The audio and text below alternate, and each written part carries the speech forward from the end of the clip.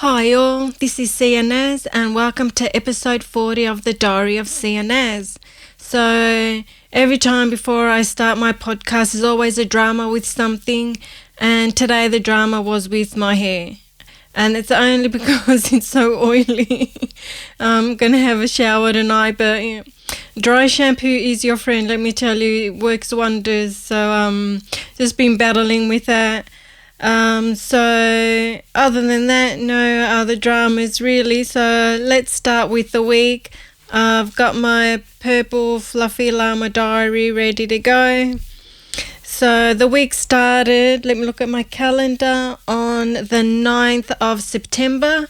Already into September. Nice spring weather. I mean, it's pouring tonight, but last few days the weather's gotten milder, so that's the good thing.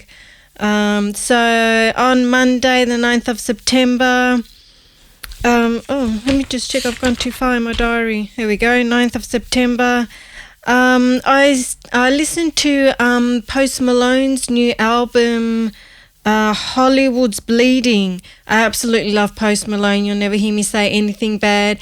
But I have to say, I read this article, I can't remember, was it, wouldn't have been Washington Post. It was like, not New York Post, like one of those, maybe New York Post. And this particular writer was bagging him, saying that, why him? Like, and just picking all the bad things about him. And it really put me off him for a little while. And I thought, no, I'm not going to let one critic make me not listen to Post Malone, because when he came out here a few months ago, I went to 2 of his concerts and I absolutely loved them. And so then I thought, I want to have a look at this. I want to have a listen to his new album. And it's absolutely fantastic. I've been listening to it for the whole week, like in the last Monday, Tuesday, Wednesday was all day, every day. That's all I was listening to. Absolutely love it. The main song that I really like is 1000 Bad Times. And it's just saying about he's been through 1,000 bad times, what's one more? So I really like that sort of attitude. So that's really cool. And there's also a song on there with Ozzy Osbourne, which is really cool. And there was with Scissor as well. That was really cool. I really like the one with Halsey. I forgot to write down the names of the songs. Let me look it up on my phone. Halsey, I've been listening to him non-stop.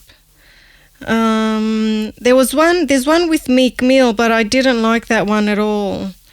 Artists, hang on, search, Post Malone. Hey, why doesn't it have his new album there? Post Malone, no, I want it from Apple Music. Post Malone, Hollywood's Bleeding. Die For Me is really cool. I think he just released that song. Whoops. Pause. Die For Me featuring Future and Halsey. I really like that one. Take What You Want is the one with Ozzy Osbourne. Staring at the Sun is really nice. I better put my phone on silent. That's the one with SZA. And Wow is on here, and Sunflower is on here, which is already released before. But Allergic, I absolutely love Allergic. It's got a 60s vibe, and I really love that. So there's a mix of sounds on here, but everything works really well, and he's sounding better than ever. In an article I read, he was saying that he drinks way too many Bud Lights until he's like totally plastered, and then he goes in the booth and starts singing, and he's like, I've made quite a few hits doing it that way, so why change it? So I thought that was, I don't know how he comes up with songs and lyrics when he's totally drunk out of his mind, but there you go. But yeah, Allergic is my favourite of the whole album, and 1,000 Bad Times is really cool. So check out those 2 songs. So on Monday, I also edited my podcast, as I always do. And because last week I had a lot of problems with the video, so I'm hoping it's not going to cut out today. Cut out 4 times, so I had to cut and paste 4 different pieces of video together, and the audio as well. So it's been good so far. I've let it run for a little while before I started recording the video, just so if it cuts out, it'll cut out. Because it cut out quite a bit at the start, and then it just kind of calmed down. So it's only cut out once before, so let's hope that it stays good. On Monday I also went and saw Fleetwood Mac, and that was fantastic. I paid I shouldn't brag, well, I paid like $400 for my ticket, and I was on the floor. And I wasn't impressed because Hagrid's family was sitting in front of me, and I could barely see anything past these people. The girl in front of me was huge, and she had the biggest, bushiest hair, and it's like, oh my God, you couldn't put your hair up. And then next to me was a couple, and the guy was sitting next to me and his wife was next to him. And they swapped seats because she couldn't see over the son. I think it was the parents and the 2 kids, a daughter and a son. So then she sat next to me and she could see over the mother, who was shorter. And I'm thinking, oh God, I wish I could have someone to swap with, because the daughter's hair was just huge. It's like Hagrid's family, like they were huge. And most of the night I'm like this on either side, trying to get a glimpse in between the father's head and the daughter and the mother's head. So that was really annoying. So I'm never ever getting tickets on the floor again. But otherwise, the show was really good. I absolutely love Stevie Nicks. She was the main reason I wanted to go. Neil Finn was there, and they did a really cool song. Let me get my phone out so I can have a look. They did this fantastic song. They just played awesomely. I was really sad that Lindsay wasn't there, because I would have loved to have seen him, but he wasn't there. Fleetwood Mac. It's called Oh Well. That's a fantastic song, and live it's incredible. If you can hear that song, if you can find it on YouTube. I should have a look on YouTube as well and see if you can hear it live. It's absolutely fantastic. They just played beautifully. Everyone was just amazing. But yeah, Stevie Nicks was my favorite. But that song, Oh Well, was fantastic. And one of the other, a new member played that one. He's actually, I think, played with them for a long time before, but a new member to me. I don't know what his name is, but he did a fantastic job. He was very avant-garde. He had this massive top hat and this red velvet jacket, and yeah, he was over the top. But he was really good. And also on Monday, I've got my phone handy. On Monday, I got a message, and I've got to remember to put a link to this in the video, but I got a message from Australia's hip hop directory, and they said, we've added you to our newsfeed, so your podcasts now show up on our site. So thank you so much for that. And I will put a link to that. It's a pity that I'm not doing so much music at the moment. But I'm just doing a bit of everything else until I'm just feeling in the mood for music. But you'll hear a bit later what I've started to do. So thank you for doing that. And hopefully soon in the next few months, I will start getting back into music. So that was on Monday. It's a great way to start the week. Then on Tuesday, I edited my YouTube video. And yeah, if you watch last week's podcast, episode 39, you'll see that there's quite a few technical issues. In between, you get that little circle with all the colours in it. You'll see what I mean. And yeah, because it cut out, but fingers crossed, we're good so far. And it wasn't as difficult as I thought to put together, but still it was a bit of a pain. I also went and saw Once Upon a Time in Hollywood, and I absolutely loved that movie. That's the new Quentin Tarantino movie, and Brad Pitt is absolutely beautiful. What a gorgeous specimen of a man he is. And Margot Robbie is in this too. I'm not a fan of Leonardo DiCaprio. I just find it painful watching him. It's like he's trying too hard, and I feel like I'm working when I watch it. I don't like it. I don't like watching him. I liked him in Titanic, but I just find it painful watching him act.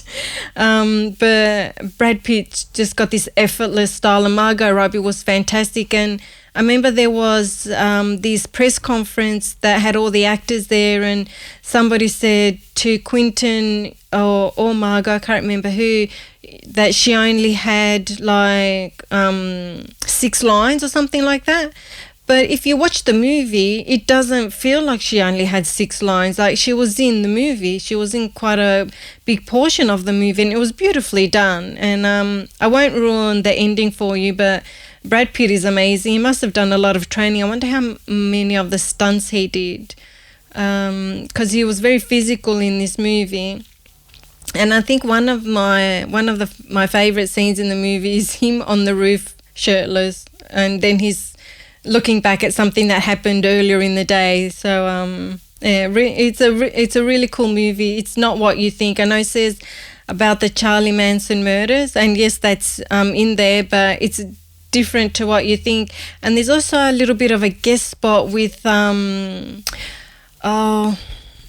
let me find her name. I don't want to say. I was a massive fan of. I'm looking it up. I can't believe that I forgot her name, because I also read her autobiography. Hang on. Lena Dunham. Lena Dunham from Girls is in there as well. And yeah, very odd sort of part, but I mean, that's the role that she's playing. She did a really good job, but yeah. Really cool movie though. And the scene in the car with a hitchhiking girl that he picks up, and she lies down in his lap, and that's a really cool scene too. And I saw the this movie at the new Hoyts. There's it's Hoyts, but they've upgraded all the cinemas, and now they've all got chairs where you can lie back, so you don't have to go to gold class to have lounge chairs. So the cinema that I was in, it must have been like 100 black vinyl chairs where you could all lie back, and just looked amazing. Brand new carpet smell. They're still fixing some of the theaters in there. But yeah, it looked amazing. I was quite shocked because I hadn't been there for like maybe 1 or 2 months, and all of a sudden they've got a brand new, they're renovating, and one of the cinemas has got the Easy Boy chairs, like everyone can lie back. So that was really cool. So that was on Tuesday. Then on Wednesday, I uploaded the podcast to YouTube, and sometimes I get a good run and sometimes I get a bad run. And on Wednesday was a bad run. It was 2.5 hours to upload the video to YouTube. That is annoying as hell. So after I uploaded that, then I promoted it everywhere, and I added captions. So, because as I was saying last week, a friend of mine has, she lost her hearing, and she got a cochlear implant, and her brain is still trying to assess what to do, because your hearing comes from your brain, like it's in your ears, but it comes from your brain. The processing happens in your brain, so it takes a while. Apparently it can take up to 6 months until you can hear. So at the moment she can't hear anything at all, and she said, I said to her, I've put up the podcast on YouTube, and she's like, but I can't hear anything. So I said to her, okay, I'll put subtitles for you. So I put in the captions. Didn't take as long as I thought. Obviously it took the half hour because I had to sit there, but YouTube generates captions for you, and then you just edit them. So I still fine tuning, but if you, I'm still fine tuning, but with the last one, if you just read the bottom line, because the top line repeats, if you just read the bottom line, the top line doesn't repeat through the whole video, but it repeats the last screen. So just read the bottom lines and you'll be fine. I think that might be a while until I figure out how to do it properly, but that was really cool that I could do that, and that there are captions on there, so now people hard of hearing, but also that can hear it, but also people who people, like if you're at work or on the train or the tram or the bus, and you want to watch the podcast, you can do so, and then you can just read along on the captions instead of putting your headphones in or, getting caught at work. And on Wednesday, I also had a terrible day because I lost $50. I have $50 in my pocket, and I thought in my jumper, like in my kangaroo pouch, and it disappeared. I don't know where it went. I got to the store to pay, and I put my hands in my jumper to get the money out. It was gone. And it was a windy day too, and the guy said to me, follow the wind. And I'm like, nah. So I just walked home looking for it as I went home. Didn't find it, so I had to get my bank card and go with my bank card. So that was a bummer. It was a real bummer. So that was on Wednesday. So then on Thursday, my external hard drive that I have all my music stuff on pretty much died. So what I did was I got a new external hard drive. So for quite a few hours I was just transferring things across, and because there's massive amounts, like songs take up a lot of room, so it was like each folder was like 10 gigabytes, and I had like 20 folders to transfer across, like with various things in them. So that took a while, but I'm glad everything's on one USB drive now, because before I had two, one for music and one for the podcast and pictures and things like that. So I just put everything on the same USB drive. So it makes it easy. I've only got one external hard drive out at any time. And I guess now I've got this backup, the new one. And I've also got an extra backup for both of them. So hopefully no problems. And I also started on the lyric video for my song Creep that I wrote. I looked on Ableton, which is where I make my music, and the file said it was June. So it's been a while. There's quite a lot that's been happening the last few months. So didn't realise it was so long since I'd done any songs or made any songs or music. So there you go. But Creep, I've started to put everything together, and only yesterday did I find the music for Creep, and I've put it in to the video. So now I've just got to write all the lyrics, and then that will go up soon too, and that'll be really good for my friends, so she can read along the lyrics. Unfortunately, she can't hear the music or the rapping, but that might be for the better. Yeah, so I'm excited about that. So yeah, lyric video should be coming up soon. Then on Friday, I found a manufacturer for my product. So it's a product that I've been developing, and I thought that it was plastic that I needed, and I was researching plastic manufacturers, but it was actually rubber that I needed, and I only found one. And I called them up, not thinking that it would be quick or anything. And he's like, yeah, like it sounds good. Like when you want to talk, let me know, and, I can come to you. And it's a really massive company that I've chosen. But it said prototyping. I found another rubber company that was close by, but it didn't have prototyping. It just had manufacturing of other stuff, but that one is closer. Maybe I should contact them as well. I definitely have to have a look. So manufacturing. So but now the thing is, I need an NDA, a non-disclosure agreement, because I don't want them to steal my idea. And I wasn't expecting him to say, yeah, we can meet. When do you want to meet, and how soon, or do you want to tell me your idea now? And I'm like, no, I prefer you to sign this, because it's the one idea that I've got lost, but this is the easiest one that I can think of, where hopefully I can start manufacturing like pretty soon and get something out pretty soon to test it. So now I'm just looking for an NDA so that I can get them to sign it. And he said they need a sunset clause, which means they'll keep their mouth shut for 5 years and not tell anyone. So I'm hoping they don't steal the idea after 5 years, in case I don't end up doing anything. But I think that's just giving me the incentive to work harder so that I do finish it, like I do it. So I think maybe it's a good thing. So now I've just got to figure out, I think I might call legal aid and see if they can help me with, maybe they've got, because I looked on the internet and you can get free templates, but which one is the appropriate one? So I thought if I call legal aid, maybe they'll be able to help me. Maybe they've got a standard template they can give me, and then I can get him to sign, and then I can meet him next week. Otherwise, I think it's going to be a couple more weeks. But he was a really nice guy that I spoke to, so I'm happy with it so far. So we'll see what happens. And then Saturday was yesterday, and yesterday I saw the movie The Black Godfather on Netflix. It's a Netflix documentary, and I better get my phone out because I got a lot of notes on this one. So I'm just trying to watch a lot more things on hip-hop. There's a hip-hop documentary.